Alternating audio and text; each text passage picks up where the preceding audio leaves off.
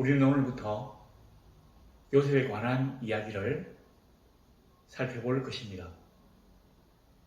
애굽에서 고생하다가 바로 이 꿈을 해몽해서 총리 대신이 된 그 놀라운 기적의 주인공 요셉에 대해서 우리는 이때까지 많이 들어왔습니다. 그런데 우리가 생각하지 못했던 게 뭐냐면 요셉이 총리 대신이 될 때까지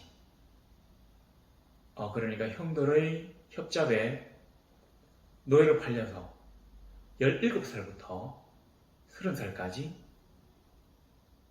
노예로 그리고 지하 감옥의 죄수로 17년을 보냈는데 과연 요셉이 다시 생각한다면 17년의 그 고생 끝에 애굽의 총리 대신이 되는 것을 그가 원했겠는가 하는 것입니다. 실제로 그가 히브리족의 후계자로서 얼마든지 안락한 삶이 보장된 가운데서 남의 나라 총리 대신이 되는 것이 그렇게 좋았겠는가 하는 것이죠. 그래서 그는 이렇게 얘기할 수 있습니다. 하나님 왜 저입니까? 우리는 이 성경을 보면서 요셉이 왜 애굽의 총리 대신이 되어야 하는지를 알고 있습니다. 충분히 이해합니다. 그러나 그것이 반드시 나일 필요는 없다고 하는 것입니다. 어떤 사람들은 이렇게 얘기합니다. 젊어서 고생은 사수도 한다. 말도 안 되는 이야기입니다. 인생은 너무나 짧고 더구나 건강하고 아름다운 시절은 더 짧습니다. 우리의 황금기는 아주 짧습니다. 그런데 그 황금기를 온전히 바쳐서 고생한다는 것은 전혀 이치에 닿지 않는 말입니다. 그래서 요즘은 한 번뿐인 인생 내 마음대로 즐기자고 열로 족도 있잖아요. 오늘 우리가 요셉을 봤을 때 요셉이는 이렇게 얘기할 수 있습니다. 이스라엘 민족을 구원하는 거 좋습니다. 중동 사람들을 살리는 거 좋습니다. 하나님의 크신 구원과 계획에 쓰임받는 거 좋습니다. 누군가는 해야 합니다. 이해합니다. 그러나 그것이 왜 저입니까? 하나님 아버지, 왜 제가 그러한 고생을 해야 합니까? 왜 제가 그러한 일들을 감당해야 합니까? 다른 이들은 편안하게 쉬며 놀며 인생을 즐길 때 왜 저는 혼자 고생하며 혼자 죽을 고생하며 혼자 지하에까지 들어가서 삶을 영위하지 못해서 헉헉되어야만 했습니까? 하나님 왜 저입니까? 오늘 우리가 여기에 초점을 맞추고 요셉에 대해서 한번 살펴보고자 합니다. 보니까 31장에 야곱이 가나안 땅 곧 그의 아버지가 거류하던 땅에 거주하였으니 아버지가 거류하던 땅에 거주하였답니다. 거류와 거주가 있는데 이런 말입니다. 아버지 이삭이 가나안 땅에 있었지만 이 사람은 어떤 지역의 주인으로 인정받지 못했던 겁니다. 그러니까 남의 땅에 눈치를 보면서 이렇게 다녔던 것을 여기서는 아마 거류라고 한 것 같아요. 근데 여기 거주라고 하는 말은 한 지역에 확고하게 뿌리박고 산다는 얘기입니다. 솔직히 말하면 그 당시에 가나안 땅을 돈 주고 산다 이런 개념이 좀 사실 어려운데 막벨라구를 돈 주고 샀다 이런 건 있을 수 있지만 여기서부터 여기까지를 내가 산다 이거는 있을 수 없습니다. 그런데 왜 여기 거주라고 되어 있는 거 아니? 저 사람이 그러니까 저 부족이 저기서부터 저기까지를 세력군으로 살고 있다고 하는 인정을 다른 부족들이 했다고 하는 얘기입니다.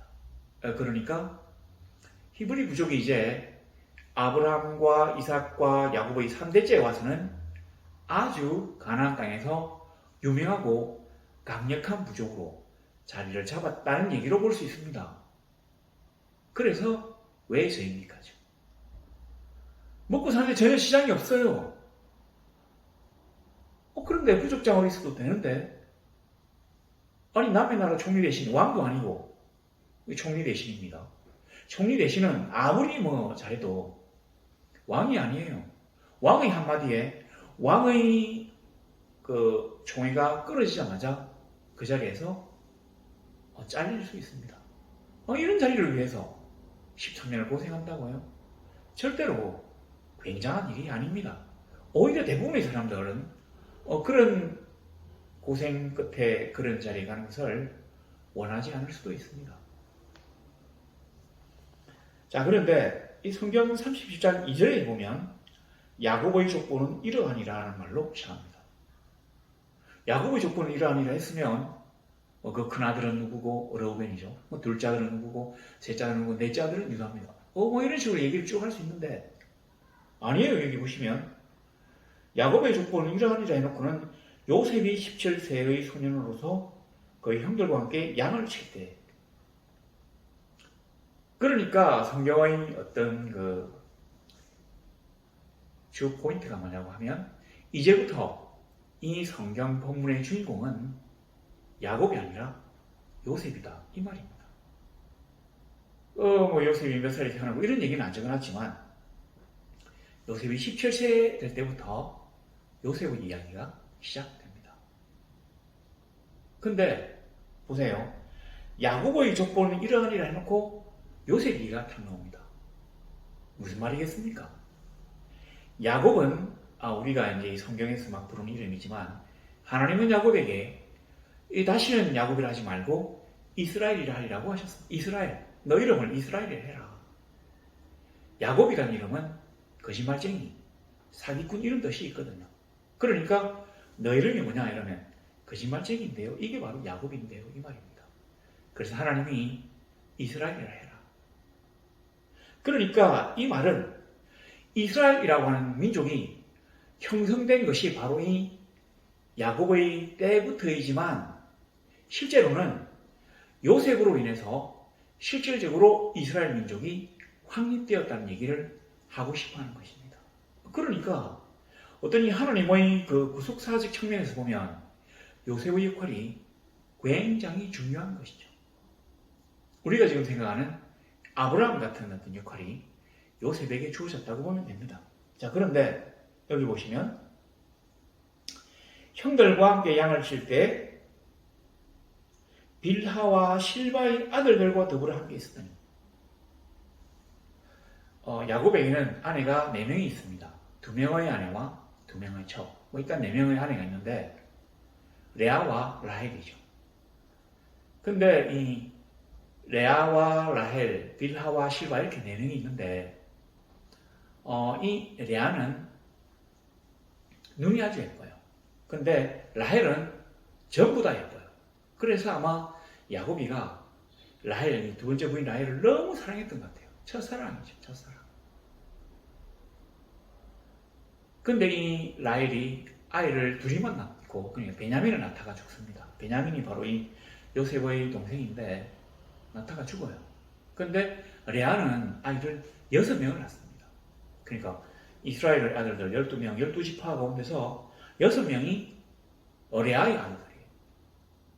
그리고 라헬의 아들들이 2명, 그리고 빌하와 실바가 2명씩 해서 6명입니다.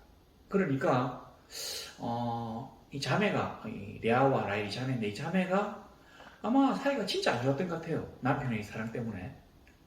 사랑을 놓고 막 투쟁하고 이런 거 때문에. 그래서 아버지가 생각할 때는 레아의 아들들하고 같이 있다 보면 요셉이가 너무 핍박을 받거나 또 요즘 말로 하면 왕따를 당할 수 있으니까 빌하와 실바의 아들들, 약간은 그래도 비껴간 다른 아들들과 같이 있게 합니다.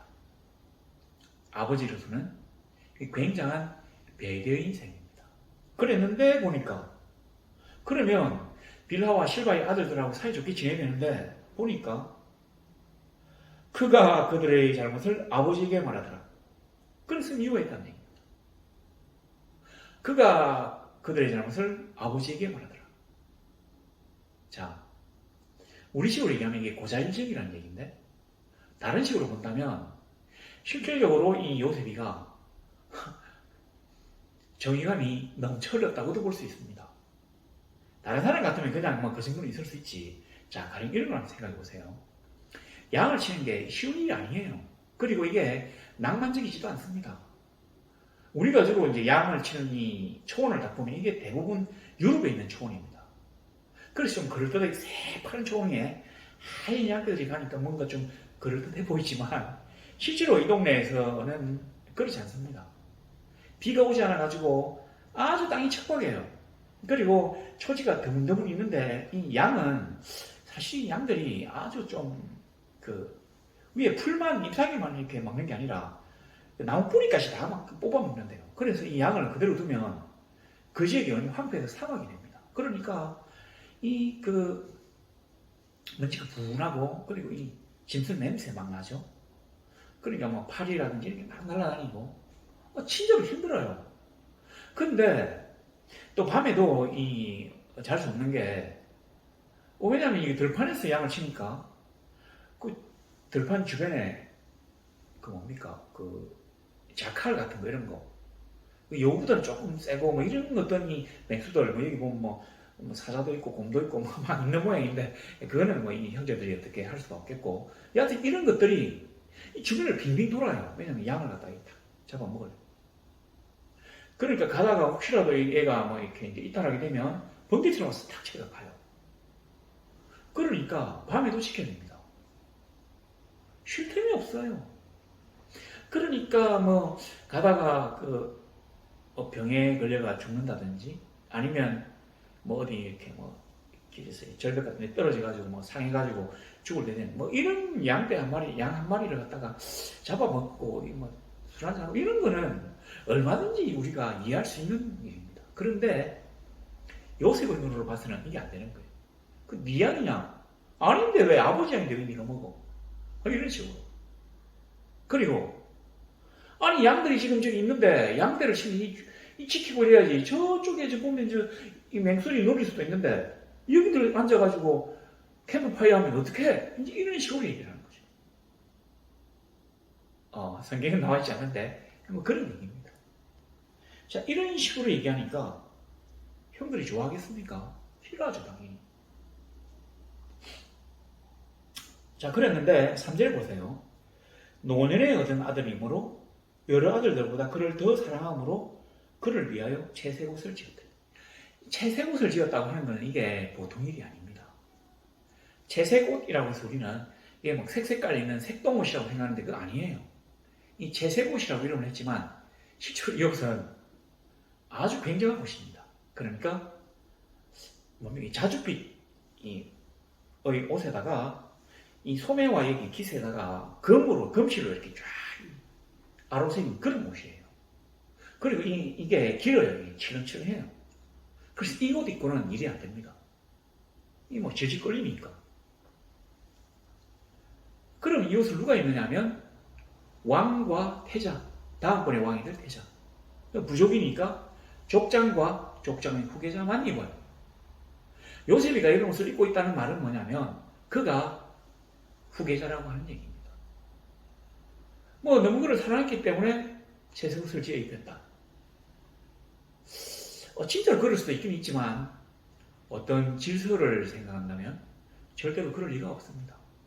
아마 자기가 사랑하는 여인의 그 아들이고 그렇기 때문에 이 야곱이가 뭐 노년에 얻은 아들이랄 수도 있지만 너무 요셉을 사랑하다 보니까 요셉이를 다음번 족장으로 앉히려고 채색옷, 후계자의 옷을 입혀뒀던 모양입니다.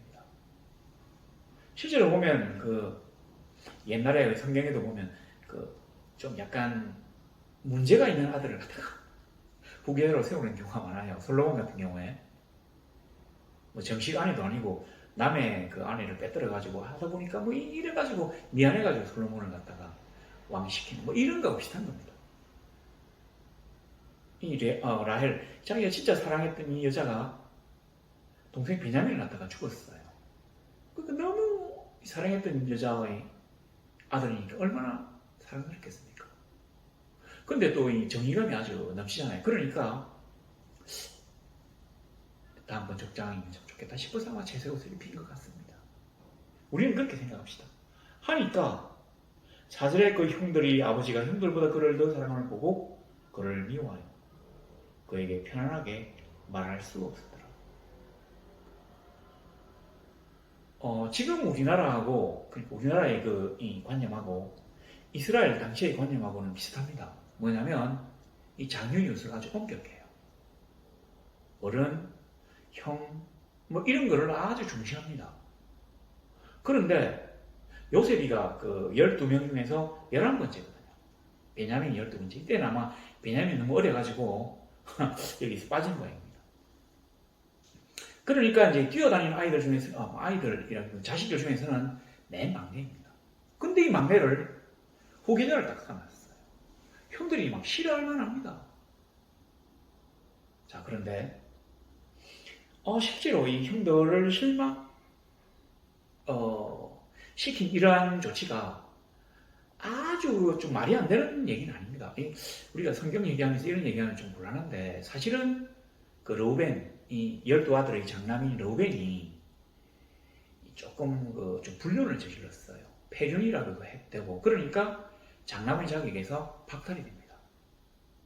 그리고 그 넷째 아들인 유다가 아마 그 형제들 중에서는 리더십이 제일 좋았던 모양이에요. 그래서 뭐 보면 나중에 야곱이가 그 자식들에게 막 이렇게 예언을 하면서 뭐 이스라엘 다스리면 홀이 난다 뭐 이런 식으로 막 얘기를 하잖아요. 그랬는데 이 보면 그 38장에 갑자기 보면 유다가 자기 형제들부터 떠나내려가서 뭐 이런 얘기가 나옵니다.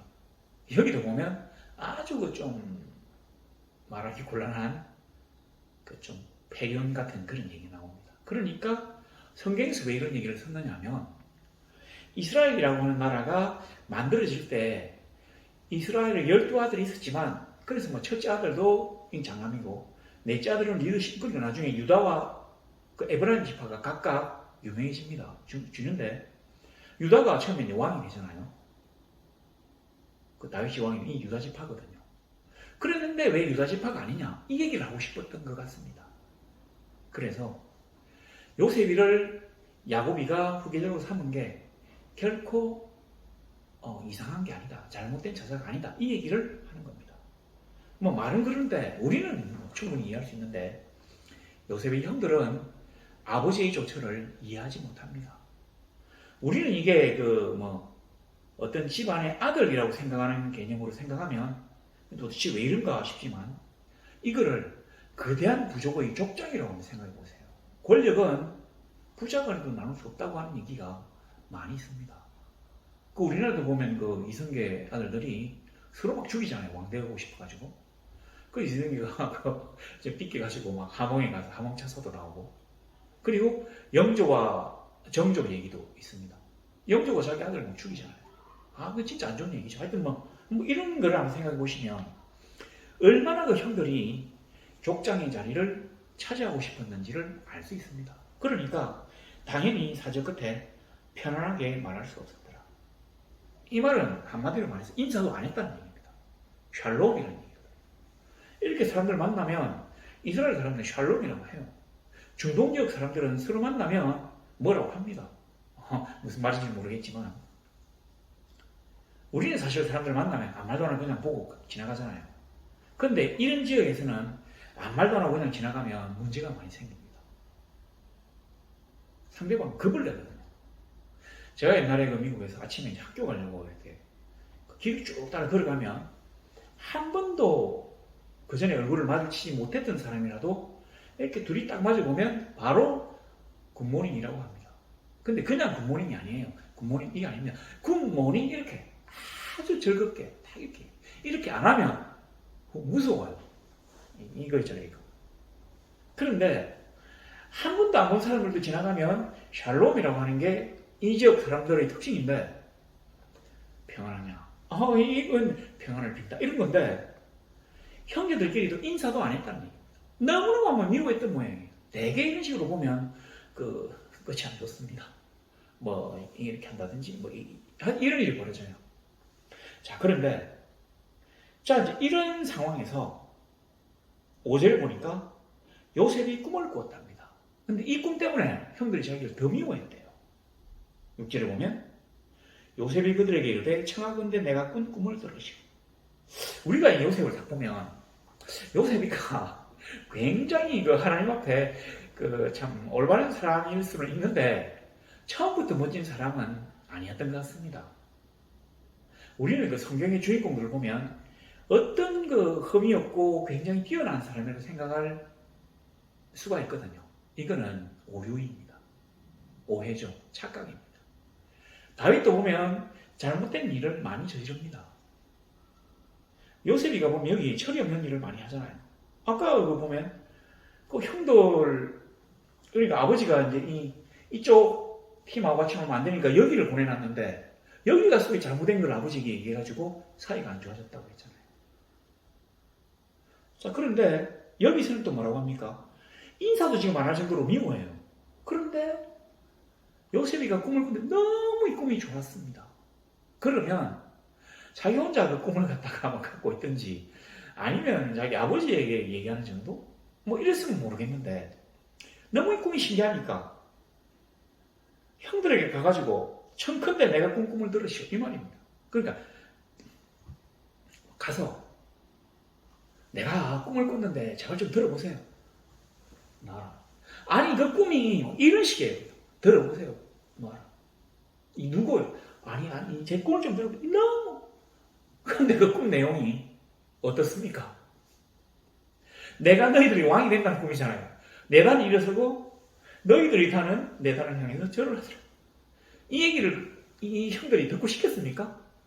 누가 봐도 이게 듣기 싫은 얘기인데 그걸 그 평소에 아무 식도 안 하는 형들이 가가지고 막 듣게 하는 거 얼마나 이 요셉이가 철이 없습니까? 이 경상도 말로는 시건이 없다고 하는 거예요. 아직 이 사람이 다듬어져야 될 게 많이 있습니다. 자, 이거죠. 정의감이 넘치지만 아직까지 다듬어질 게 많다. 좀 배워야 될 게 많다. 자, 그리고 난 다음에 우리가 쭉 갑니다. 그러니까 형들이 바로 그렇게 얘기하죠. 내가 참으로 우리의 왕이 되겠느냐. 그러니까 우리는 집안의 가장 얘기가 아닙니다. 이거는 왕이 되겠느냐. 그렇게 족장이 되겠느냐 이 말이에요. 이 부족이 아주 우스운 부족이 아닙니다. 아브라함 때 그 남부 연맹군을 만들어가지고 북부군이 내려와서 소돔과 고모라의 왕이 패해가지고 재산과 백성들을 다 뺏겼을 때 어떻게 했어요? 군대를 조직해가지고 북쪽까지 올라가가지고 이 사람들을 다 찾아왔다는 기록이 있잖아요. 그 정도로 굉장합니다. 이 당시에 이미 이 야곱의 이 히브리족은 100km 떨어진 그 세겜내까지 유명했던 모양입니다. 그러니까 이 영향권이 굉장했다는 얘기입니다. 뭐 여하튼 그러니까 이런 거 굉장한 자리 네가 참으로 우리의 왕이 되겠냐. 뭐 화가 나는 거예요. 나 그런 소리 듣기 싫어. 그런데 들어보세요. 내가 당신들 왕이 된다니까요. 누가 듣기 좋아하겠습니까? 자, 그런데 이제 또 꿈을 꿉니다. 9절에 요셉이 다시 꿈을 꾸고 그 형들에게 말하기를 내가 또 꿈을 꾼적 해와 달과 11별이 내게 절하되이다. 해와 달과 11별이 절한답니다. 그러니까 듣기 싫어하는데 그걸 또 얘기를 해요. 이제 뭡니까? 해와 달까지 들어갑니다. 그 얘기를 하니까 형들이 너무 화가 나잖아요. 그래서 아마 아버지에게 얘기했는지 아니면 요셉이가 너무 기분이 좋아가지고 형들에게 한번 얘기하고 부모님에게 가서 또 한번 더 얘기하고 야곱이 얼마나 황당할까요? 내가 니께 절을 한다고? 말도 안 되는. 제가 아까 뭐라 했습니까? 권력은 부자직으로 나눌 수 없다 했잖아요. 그런데 이게 지금 이게 무슨 이거 망령된 꿈입니까? 혼을 냈겠죠. 그래서는 안 돼. 정신 차려. 뭐라고 얘기했는지 모르겠지만 아마 혼이 난 모양입니다. 자, 그런데 11절에 보면 형들은 시기하되 아버지는 그 말을 간직해 두었더라. 형들은 시기했는데 아버지는 그 말을 간직해 두었답니다. 이까지만 했으면 아버지 입장에서 이렇습니다. 이 아이가 굉장히 존귀한 자가 되겠구나. 이 그냥 단순한 히브리족의 족장이 아니라 이 히브리 부족을 어마어마하게 크게 만들어서 나라의 왕도 될 수 있겠구나. 왜냐하면 땅이 엎드려서 죄를 뺐잖아요. 이런 건 보통 이제 왕에게 하는 거예요. 땅이 엎드려서. 신에게 하는 경우인데 왕에게 하는 경우. 이런 거죠. 굉장히 존귀한 사람이 되겠구나. 자, 그렇게 생각하고 있었습니다. 자, 그런데 이제 어느 날 형들이 세겜에 가서 아버지에게 양을 칩니다. 세겜이라면 우리가 뭐가 생각이 나느냐면 그 야곱의 그 딸 중에서 그 세겜 그 추장 아들에게 뭐 좀 안 좋은 일을 당한 그 사람이 있거든요. 그것 때문에 야곱의 아들들이 막 너무 화가 나가지고 그 거짓말로 속이고 사기치고는 그냥 그 성에 가서 다 죽인 그런 게 있어요. 그러니까 너무 무서워가지고 다 도망가자 이래서 야곱이가 뭐 그때 우리 다 배를 올라가자 하는 그런 기사가 있었던 곳이 바로 이 배경이 세겜입니다. 그 세겜 사람들을 막 죽이면 왜 이제 다 죽였는데 왜 두렵냐면 그 당시에는 임금 부족들끼리 이렇게 막 이 혼인관계가 있잖아요. 그러니까 이 세겜 사람들과 친하게 지냈던 다른 부족들이 히브리 부족을 공격할 수가 있습니다. 그런데 형들이 그 세겜에 가서 양을 쳐요. 그러니까 이제 걱정이 되는 겁니다. 그래서 요셉에게 가봐라. 이 형들이 잘 있는지 가봐라. 이제 걱정이 되니까. 근데 이제 그냥 양을 치는 게 아니라 계속적으로 아마 양을 치고 있었던 모양입니다. 그 당시 유목민들이 이 풀이 이제 있는 곳에 가서 계속 양을 먹이다가 이제 풀이 없어지면 또 옮겨요. 그러니까 그때는 세겜에 계속 있으니까 아버지가 가봐라. 그 제가 아까 왜 저입니까? 라고 얘기했잖아요. 그걸 한번 잘 생각해보면 첫 번째는 꿈을 꾸었다고 하는 거죠. 두 번째는 이게 뭐냐면 심부름을 했다는 겁니다. 이 심부름이 진짜 별거 아닌 것 같은데 굉장한 거예요. 뭐냐면 이 지금 그 요셉이 살고 있는 헤브론에서부터 그 형들이 있는 세겜까지는 100km 정도 됩니다. 근데 그냥 100km가 아니에요. 그 가나안 땅은 어떻게 되냐면 이 단면을 보면 여기가 지중해고 여기가 요단강입니다. 그리고는 이렇게 돼 있어요. 산지. 그 중간에는 다 산지예요. 그 헤브론이 바로 이 산지에 있거든요. 그래서 이 헤브론에서 세겜까지가 산길이에요. 이런 산길, 울퉁불퉁한 산길. 그 중간에 뭐 약간 가다가 옆으로 보면 예루살렘도 있고 해발 800m. 그 이런 산길이에요. 그리고 이 세겜이 어디냐면 그 그리심산하고 에발산 그 중간에 있어요. 그러니까 아마 또 산지. 실제로 가나안 땅을 보면 교통로가 두 개가 있습니다. 하나는 지중해 길이에요. 해안길. 또 하나는 왕의 길이에요. 왕들이 가는. 이 왕의 길은 뭐냐면 왕들이 군대를 이끌고 가는 길. 그러니까 아주 넓고 편안하겠죠. 근데 이 길은 요단강의 동편에 있습니다. 지금은 요르단 쪽에 있어요. 그리고 이 해안길은 지중해 해변으로 가는데 처음부터 지중해 해변으로 가는 게 아니라 이 길이 어디서 생겼냐면 지금 이라크 이 메소포타미아 있는 이쪽 유브라데스강 있는 이쪽하고 나일강 있는 이집트하고 여기가 이 두 나라가 아주 부유하니까 국제적인 그 상인들 대상들이 여기에서부터 이쪽으로 가요. 그리고 여기 왔다 갔다 하면서 물건을 이제 서로 팔고 이렇게 해서 이익을 얻습니다. 이익을 얻는데 여기 메소포타미아에서 애국까지는 되게 이래요. 그러면 이제 이쪽으로 가야 되는데 여기 산이 있으니까 저 위쪽에서 넘어가가지고 해안으로 통해서 이렇게 내려옵니다. 그런데 요 가는 여기가 도단이에요. 도단. 그러니까 하나님이 요셉을 지금 뭘 시키려고 하십니까? 애굽의 총리 대신이잖아요. 히브리의 총리 대신이 아닙니다. 이스라엘의 총리 대신이 아니에요. 그러니까 먼저 애굽에 가야 총리 대신이 될 거 아닙니까? 그러니까 이 요셉, 히브리족의 족장의 후계자로 되어 있는 이 요셉이를 애굽으로 보내기 위해서는 도단에까지 요셉이를 보내야 됩니다. 사실 이거는 하나님의 이중적인 메시지예요.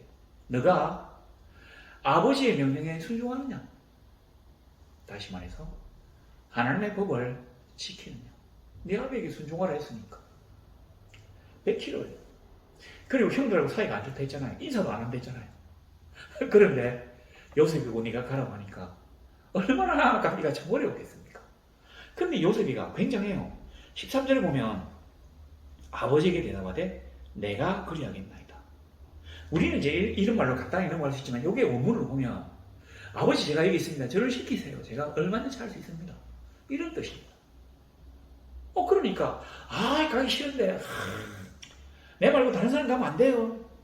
아니 뭐 저 종들도 짜들어있고 꼭 가야 됩니까? 에이 뭐 어쩔 수 없이 가죠 뭐. 아버지 멈칫 주세요. 갔다 올게요. 이게 아닙니다. 아버지 제가 여기 있습니다. 저를 시키세요. 제가 갔다 오겠습니다. 이 얘기입니다. 순종이죠, 순종. 꿈 있는 사람이 순종까지 합니다. 그러니까 하나님이 그에게 놀라운 일을 맡기신 겁니다. 자, 세겜으로 갔습니다. 100km 막 산길을 막 이래서 갔습니다. 그냥 간 것도 아니에요. 그 형들이 그 요셉이가 갖고 온 음식을 먹었다는 기록을 보면 아마 뭔가 위문 음식을 좀 들고 간 모양입니다. 100km나 갔어요. 여기서 서울까지가 400km입니다. 그 4분의 1을 한 거죠. 산길을. 자, 그랬는데 막상 세겜에 가보니까 형들이 없어요. 분명히 여기서 양을 친다고 해서 여기까지 왔는데 없습니다. 만일에 이 요셉이가 야곱의 그 명령에 불만이 많았다면 그냥 돌아갑니다. 아버지 없던데. 그럼 뭐라고 하겠습니까? 아니 얘도 어디 갔지? 이렇게 하지. 너 왜 안 갔다 왔어? 이런 얘기를 하겠습니까? 이래도 되는데 이 보세요. 15절에 어떤 사람이 그를 만난즉 그가 들에서 방황하는지라. 요셉 얘기를 막 하다가 갑자기 주인공이 바뀝니다. 이렇게 돼야 됩니다. 요셉이 어떤 사람을 만나서 그에게 형들의 어떤 길을 물어봤다. 이렇게 나와야 되는데 전혀 다르게 나옵니다. 어떤 사람이 그를 만나죠. 그가 들에서 방황하는지라. 어떤 사람이 주인공이에요. 그가 요셉을 보니까 요셉이 지금 방황하고 있어요. 요셉이가 너무 형들을 그 세겜에서 막 찾다 보니까 못 찾아가지고 지금 헛극대고 있는 상황입니다. 저는 이거를 하나님의 손길이라고 합니다. 생각합니다. 세겜까지 가서는 안 돼요. 왜냐하면 그 메소포타미아에서 애굽으로 가는 이 대상들이 도단을 다 지나서 가게 돼 있거든요. 항상 이 도단에서 쉬든지 아마 도단을 통해서 가는가 봐요. 길이 이제 그리 되어 있습니다. 아무래도 여기 초지도 있고 양도 있고 이러니까 뭔가 사람들도 모이고 이래서 조금 쉴 수 있는 오아시스도 있고 아마 그랬던 것 같습니다.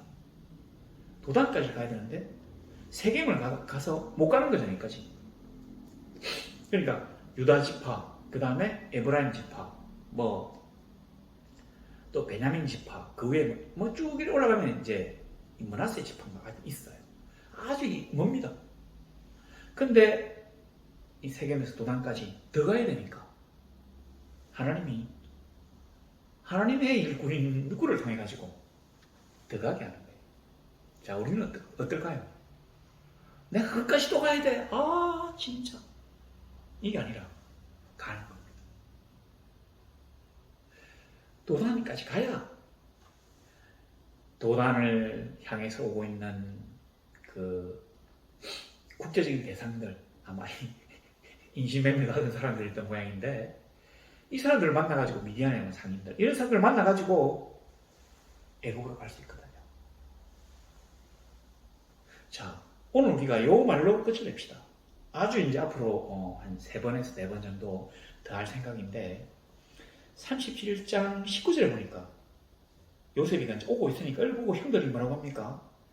죽이기를 꾀하여 서로 이르되 꿈꾸는 자가 오는도다. 보라, 꿈꾸는 자가 오는도다. 원문에는 뭐라고 되어 있는 거 아니? 보라, 그 꿈들의 주인이로다. 어떤 꿈요? 하늘의 해와 달과 11별이 절하는 바로 그 꿈. 11단이 일어나서 요셉의 단을 향하여 절하는 그 꿈. 그 꿈들의 주인이 저기에 오고 있다. 그리고 죽이기를 꾀하면서 이런 얘기를 했다는 게 무슨 말이냐면, 그래, 우리가 너를 죽여도 너가 족장이 되는 장 볼까? 이 얘기입니다. 하나님의 섭리가 이 요셉이를 도단으로 보내서 애국으로 보내려고 하는 것입니다. 그런데 이 형들은 그런 생각까지는 못합니다. 네가 히브리족의 족장이 되겠느냐? 우리가 너를 그렇게 그렇게 골탕 먹이고 죽여도 네가 되는지 한번 두고 보자. 이 얘기입니다. 어떻습니까?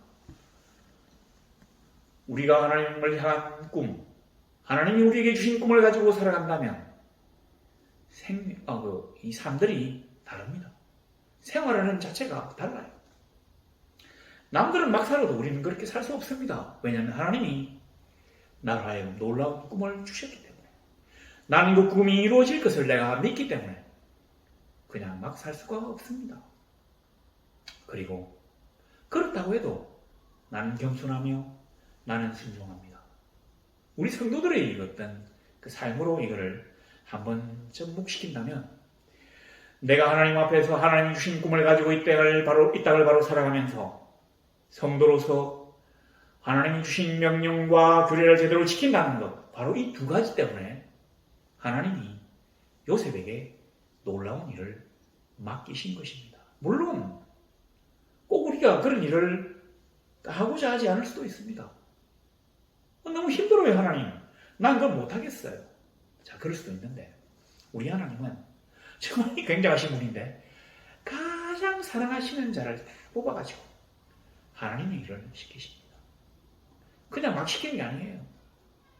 그리고 우리가 이 요셉의 앞부분을 봤을 때 뭔가 좀 모자란 점이 있으니까 이 사람에게 굉장한 어떤 시련이 온 것은 이 요셉이를 조금 더 갈고 닦아가지고 멋진 사람으로 만들기 위함입니다.